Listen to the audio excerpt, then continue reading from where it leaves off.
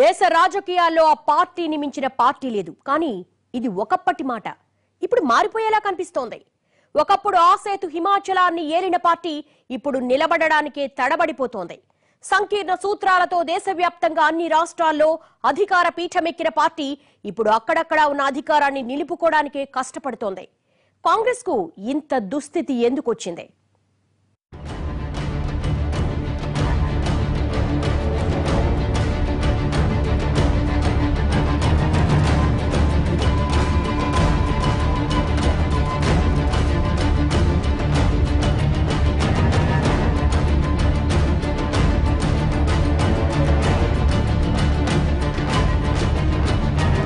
రాజకీయాల్లో నెగ్గుకు రావాలంటే కసి ఉండాలి.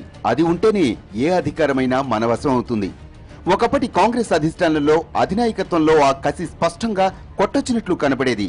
కానీ ఇప్పుడున్న కాంగ్రెస్ పార్టీలో అధికారంలో ఉండాలన్న తపన కనిపించడం లేదు. అందుకేనేమో అంది వచ్చిన అవకాశాల్ని కూడా వదిలిపెట్టేస్తోంది. సరే, ఇలా అవకాశాల్ని చేజార్చుకోవటం గ్రహపాటు అనుకో. ఇప్పుడు అస్తిత్వం కోసమే కాంగ్రెస్ లాంటి పార్టీ పాకులాడుతోందని తెలిస్తే ఎవరికైనా ఒక్కసారిగా అయ్యో అనిపిస్తుంది. కానీ ఇది వాస్తవం. కాంగ్రెస్ పార్టీ అస్తిత్వం కోసం, ఉనికి కోసం పోరాడుతోందని ఆ పార్టీ సీనియర్ నేత జయరాం రమేష్ చేస్తున్న వ్యాఖ్యలు చూస్తే అర్థమవుతుంది. గుజరాత్ కాంగ్రెస్ ఎమ్మెల్యేలను కాపాడుకోవడానికి వాళ్లను బెంగళూరు వరకు తీసుకొచ్చి ఓ రిసార్టులో దాచిపెట్టాల్సి వచ్చిన పరిస్థితులు చూస్తుంటేనే కాంగ్రెస్ పరిస్థితి అర్థమవుతోంది. దాన్నే మరొక్కసారి జయరాం రమేష్ చెప్పుకొచ్చారు. కొచ్చిలో మీడియాతో మాట్లాడిన జయరాం రమేష్ ఇప్పుడు కాంగ్రెస్ నిలదొక్కుకోవడానికే చాలా కష్టంగా ఉందని చెప్పుకొచ్చారట.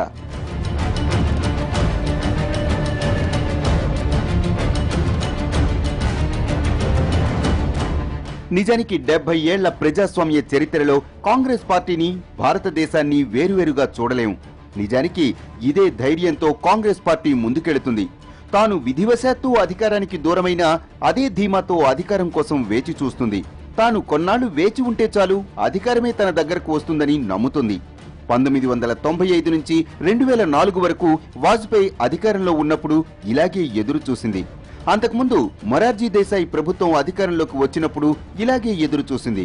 ఇప్పుడు కూడా ఇలాగే మోడీ ప్రభుత్వం వెళ్లిపోయే వరకు వేచి చూడాలన్న ధోరణిలో 2014లో పీఠమెక్కిన మోడీ ఎన్నికల ప్రచారం నుంచే కాంగ్రెస్ ముక్త్ భారత్ అన్న నినాదంతో దూసుకెళ్తున్నారు. ఇదో నినాదంలా ఆయన చెప్పి వదిలేయలేదు, దీన్నే తన విధానంలా మార్చుకున్నారు. దేశ రాజకీయాల్లో కాంగ్రెస్ ను పూర్తిగా చెరిపివేసేందుకు అవకాశం ఉన్న ఏ ఒక్క అవకాశాన్ని కూడా వదులుకోవటం లేదు. చిన్న పామును కూడా పెద్ద కర్రతో కొట్టాలని చూస్తున్నారు. గోవా లాంటి చిన్న రాష్ట్రమైనా, ఉత్తరప్రదేశ్ లాంటి పెద్ద రాష్ట్రమైనా ఎక్కించుకోవటం ఒక టార్గెట్ అయితే, అక్కడ కాంగ్రెస్ ను రూపుమాపేయటం అన్నది రెండో టార్గెట్. దీనికి ఇటీవల బీహార్ ఉదంతం నుంచి ఇప్పుడు జరుగుతున్న గుజరాత్ రాజకీయ సంక్షోభం వరకు అన్ని ప్రత్యక్ష ఉదాహరణ. కమలనాథుల కంచుకోట మోడీకి రాజకీయ జీవితాన్నిచ్చిన పుట్టినిల్లు అయిన గుజరాత్ లో ఈ టైంలో రాజకీయ సంక్షోభం సృష్టించాల్సిన అవసరం ఎవరికీ ఉండదు. ఎందుకంటే మరో 5 నెలలాగితే ఏకంగా అసెంబ్లీ ఎన్నికలే వచ్చేస్తాయి. ఇలాంటి టైంలో కాంగ్రెస్ ఎమ్మెల్యేలను తమ వైపు లాక్కోవాలన్న బీజేపీ ప్రయత్నం వెనుక పెద్ద కథే దాగి ఉంది. ఇప్పుడు రాజ్యసభకు జరుగుతున్న ఎన్నికల్లో భాగంగా గుజరాత్ నుంచి కాంగ్రెస్ కు ఒక్క ఎంపీ సీటు దక్కుతుంది. ఈ సీటు నుంచి అహ్మద్ పటేల్ ను రాజ్యసభకు పంపాలన్నది కాంగ్రెస్ ప్రయత్నం. అహ్మద్ పటేల్ ను రాజ్యసభకు పంపకుండా అడ్డుకోవాలన్నదే బీజేపీ ఎన్నికల్లో అహ్మద్ పటేల్ రాజ్యసభకు వెళ్లకుండా అడ్డుకుంటే నైతికంగా సోనియా గాంధీ ఓటమి పాలైనట్లే. అందుకే బీజేపీ అధిష్టానం ఇందుకోసం తీవ్ర స్థాయిలో పావులు కదుపుతోంది.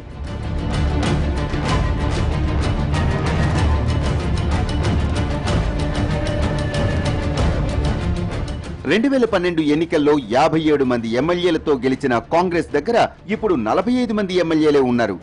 రాష్ట్రపతి ఎన్నికలకు ముందే చాలా మంది బీజేపీ వైపు గోడదూకేశారు.